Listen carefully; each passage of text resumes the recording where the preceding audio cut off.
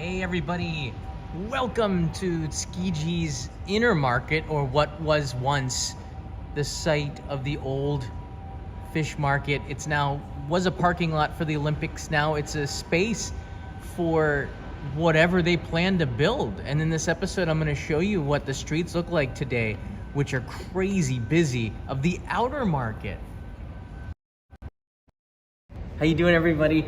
Actually, there's no signal on the street because there were so many people walking it. I had to walk about a block back here to this spot that I know. This is a new building that they've opened up. There's restaurants in here as well if you don't want to eat on the street. Basically, there's something for we're able to maintain the business. In fact, I would say that they're even busier now than they were when the market was actually here. The reason? I'm going to tell you about it, but first let me show you exactly where I am. So, of course, we are in Tokyo, and you can see down there, that's where Tsukiji Market is, that big empty parking lot, just along the Sumida River. And we're going to go 3D here in a second. The outer market isn't so big. It's about 2.5 city blocks or so, right there. The actual fish market was much bigger, but it moved down that bridge up Kachidoki to Toyosu, which is where the fish market is today. So this is no longer a fish market. This is just market.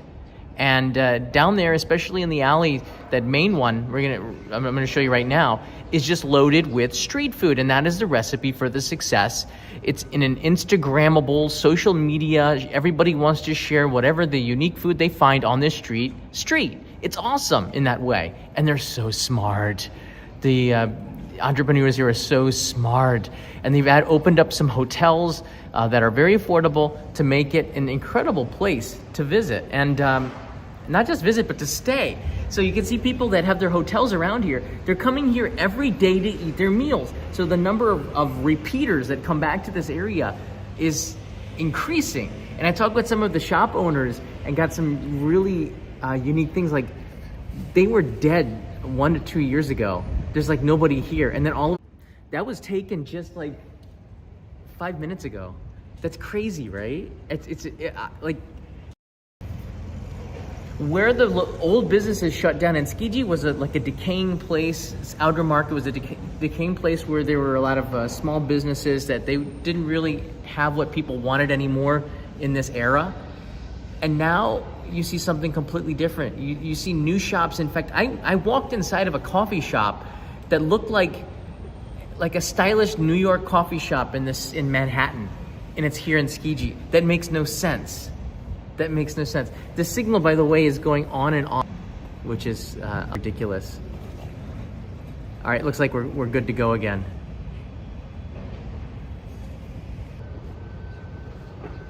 Maybe now? I don't know.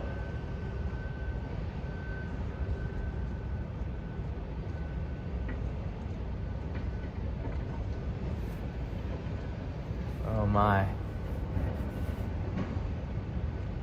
All right, bear with us. Now it's good. It just seems to like come in waves. All right, which is very odd. Let's take a walk.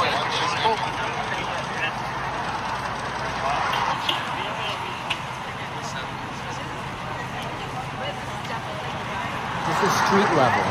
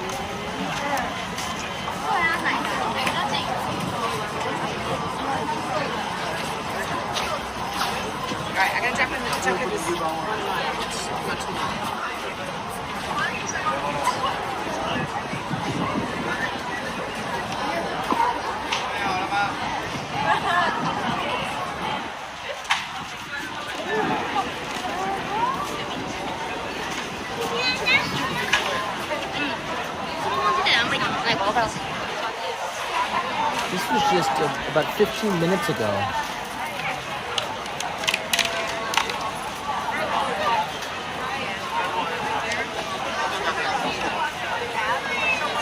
"5% of the people here are Japanese," which is interesting, and most of them are guides.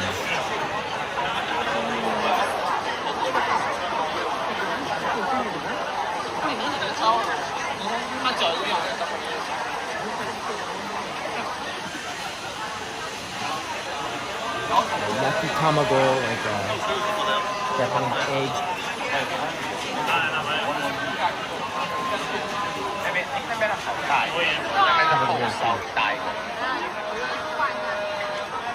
This is before lunchtime, 10 a.m., right? 10:30 a.m.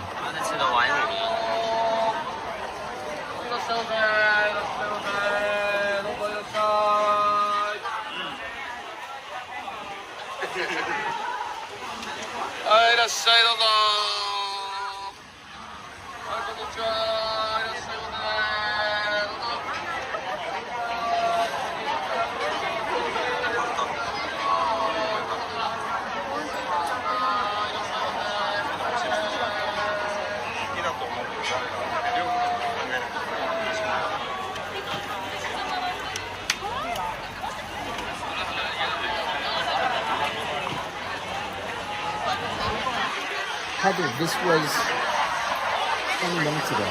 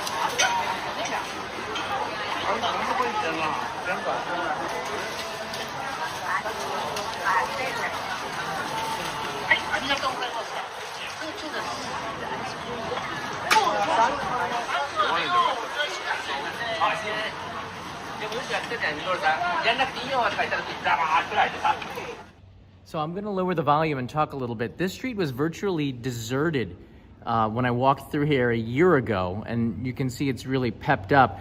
The next alley over is even more crazy with new businesses. I remember filming a vending machine, a seafood vending machine. Here you have someone doing beef, which this used to be a fish market, so it's unusual to see Wagyu beef grilling restaurants, but this is the genius of the entrepreneurs there, because not everybody wants to eat fish, and this might be known for what used to be a fish market, but it is just a market now. It's no longer the fish market. So seeing how they innovated is really interesting. See if we can get this movie going. Sorry. Seeing how they innovated is really interesting. The signs are almost all in English, because just the amount of tourists here, they're all non-Japanese, basically. So the business owners can speak decent English because it's now part of what they need to do to make their businesses thrive. And they're thriving here. There's a couple of hotel chains that just opened up. After I take you through this walkthrough, which is about 6 more minutes long, I'm going to take you down the street where there's a new hotel that just opened up and a couple other businesses off of the main alleys there. I bet you these 2.5 blocks are going to be even bigger in 2024 because it's just growing and renovating, which was needed back in the days. Would it be better to go to Toyosu instead? Michael, if you want fish, go to Toyosu. If you want street food, come to Tsukiji Outer Market, you know? It's no longer a fish market. So if you want to see an auction and a fish market, you go to Toyosu. But this isn't a fish market anymore. I'm glad that you asked that question. All right, let's get some sound back in here.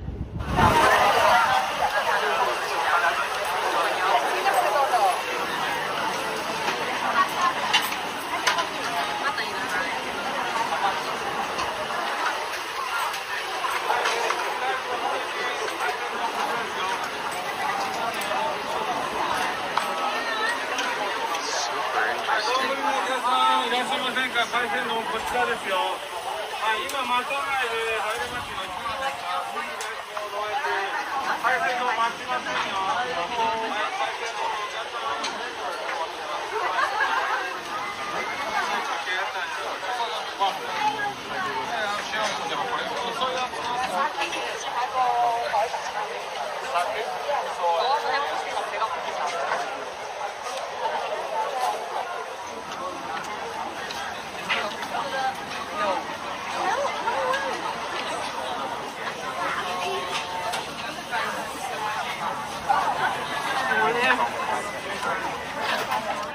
You see, that was some spicy burdock root, gobo, and there's some fish sticks. So you're seeing some very inventive street food, things that you probably had seen in other places around Japan, but they put a Tsukiji market twist on it, and that's so smart. The entrepreneurs who opened up businesses here are very intelligent. They know what tourists want, because some of them might be partnered with non-Japanese to try to make the most out of their business, which is great. Jared, share the alohas here. Aloha, buddy. I'm looking forward to seeing you. See if we can do some meetups next month.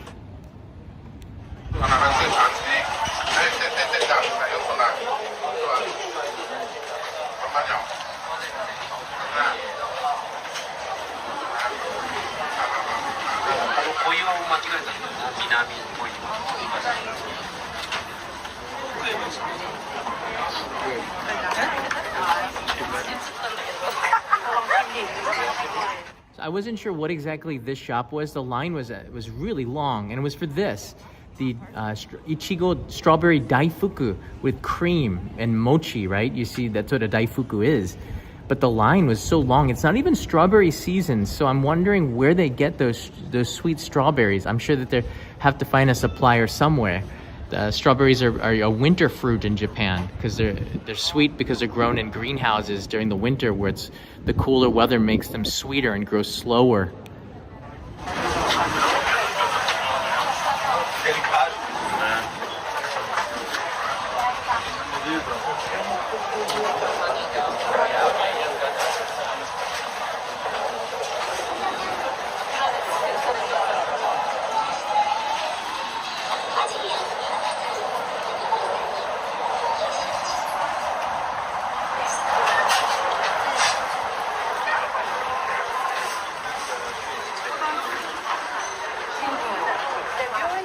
All right, Michael Sasano's here. How you doing, buddy? Absolutely. I'm gonna bring back some stuff for Kanai and Leo. Thank you. This is the side street that I was telling you about that is renovated the most, this alley. This alley is more in the center of it. This is a sake shop that was selling sake.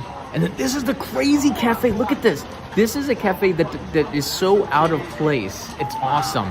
They've made it really beautiful inside. Look at the way the lighting is. It's yellow. There's this vibe inside there that just... It's better than inside of a Starbucks, I have to say. Look at that.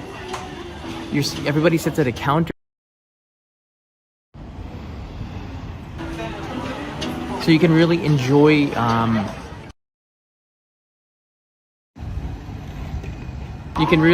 the experience there. Wow.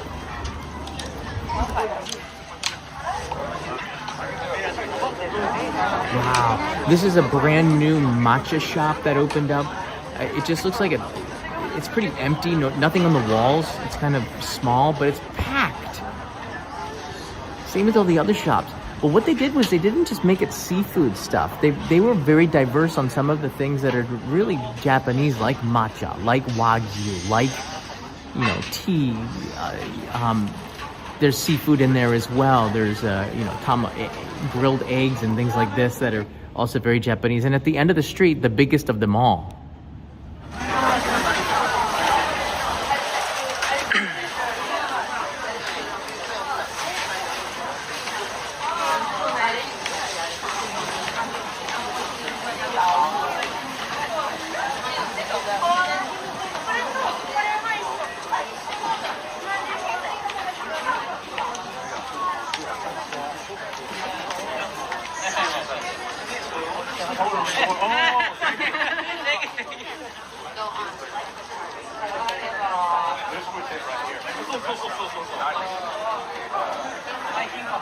That's the vending machine that I featured just, I don't know, maybe like 7 or 8 months ago.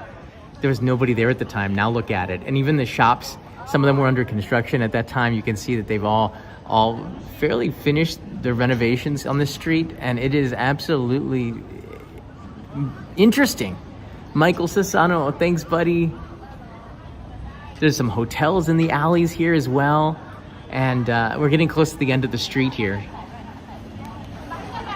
Yeah, Lil Mange right in here, 166. The cafe looks so chill and cozy. It looks like a place I could stay at that cafe for a while. That's one of the things that makes it so popular, I think. Just the ambiance.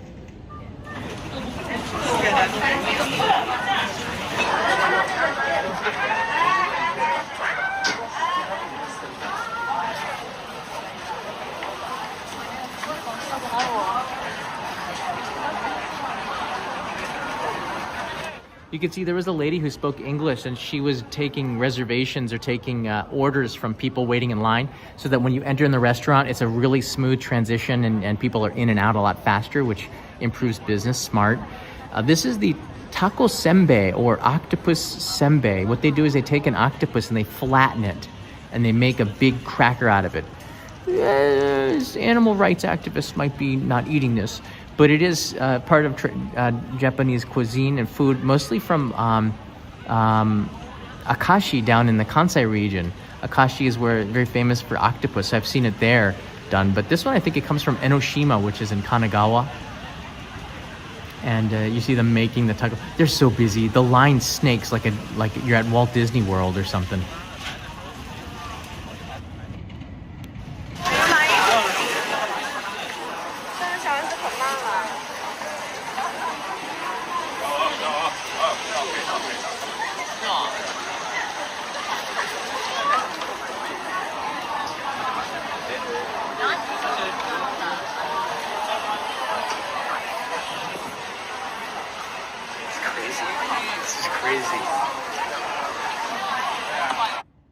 And there you go. That's the story. This is just like 15 minutes ago, so maybe 20 minutes now.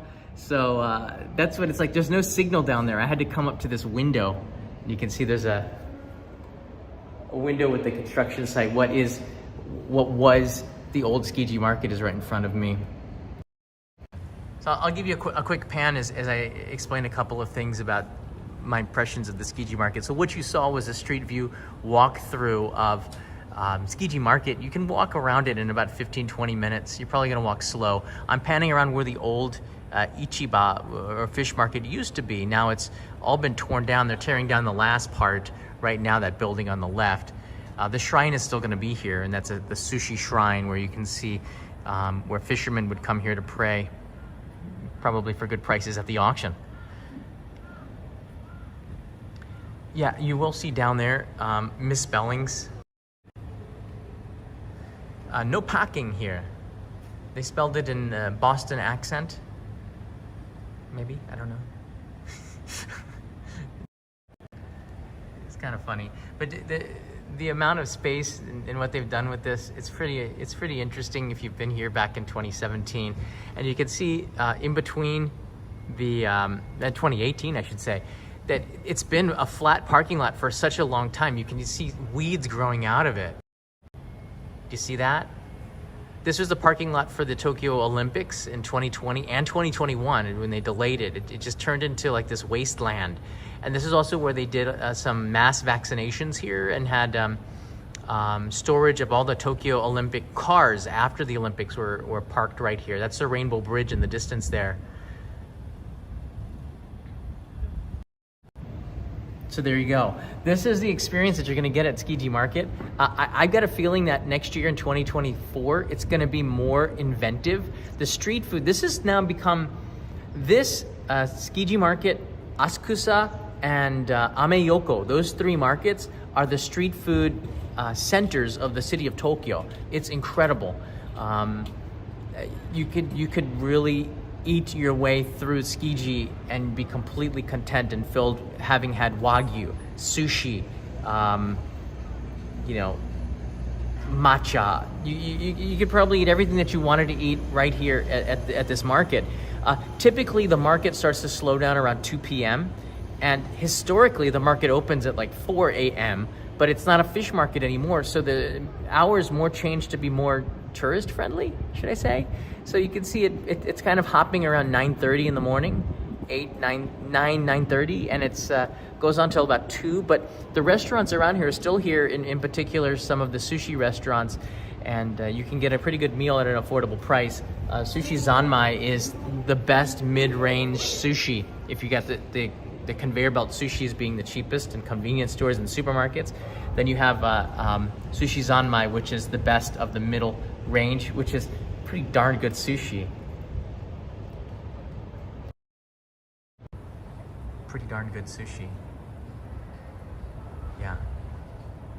All right, that's all I really have. Let's take a walk around here. This is where we're gonna really test the signal.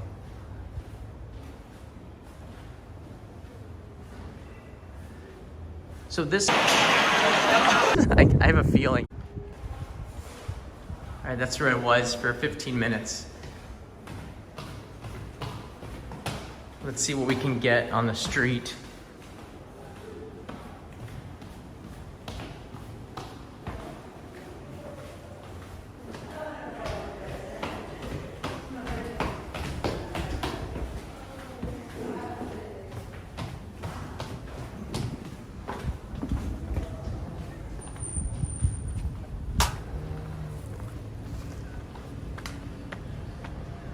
Arturo, never use 5G for live streaming unless you're gonna stay in one place.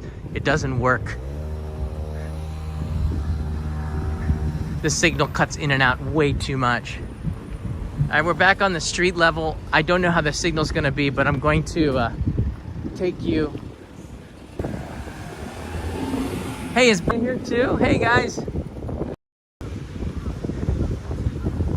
All right, it feels like it's gonna be raining in a couple of hours. There's rain in the air. There's a hotel that just opened up. Check this out. This is the, it looks really nice. This used to be an old family business that sold on the corner. This is now the Tosei Hotel Kokone. The Tosei Hotel Kokone. And that's interesting. That's going to be opened up in, I guess it looks like in about 2 months.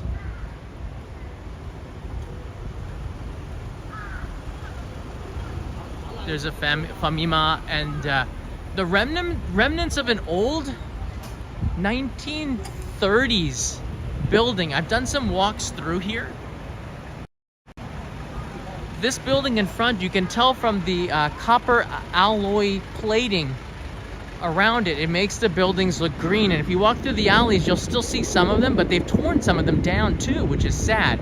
This one remains, and they did this copper alloying on the sides because during the Great Kanto earthquake of 1923, there were a lot of fires, and by plating it like this, you could avoid getting it destroyed or having fires, but it gave it some protection. The earthquake was very damaging in 1923, so in the 1930s you had a lot of buildings like this, and over the years they've just turned green. It's kind of a cool color. But you're not going to see these much longer, so unless you understand the history of it, you don't know what exactly. Now you kind of do. All right, everybody. There you go. I hope this was enjoyable. You learned something. There's no signal in there. There's so many people. But if you're in Tokyo, you probably want to stop at the new Tsukiji market. I say new because this is different. It's different, and that makes it worth your time. And bring some 1,000 yen notes and 500 yen coins, because you're gonna probably eat a lot of street food. And I'll be back. This might be good for a main channel episode. Do it my way and show some of the history behind it, because that's what makes it. You know, the stories pop when you learn the history behind something. It gives it more value. It really does, because then you appreciate it in a whole new way. So I got a lot of that. By the way, the motorcycle documentary. I'm still working on the thumbnail. It's a work in progress. But I'm gonna upload the motorcycle and RV documentary that Peter and I did last summer. maybe this weekend, I think. Just working out a couple of things, but appreciate the support from the Kickstarter backers. Thanks, everybody. Oh, by the way, King, I have your postcard here, buddy. So I'm gonna put this in the mailbox on the way home. King's postcard. Thank you, guys. You can get this on Patreon. Helps to support the channel. King's in Singapore. Bye.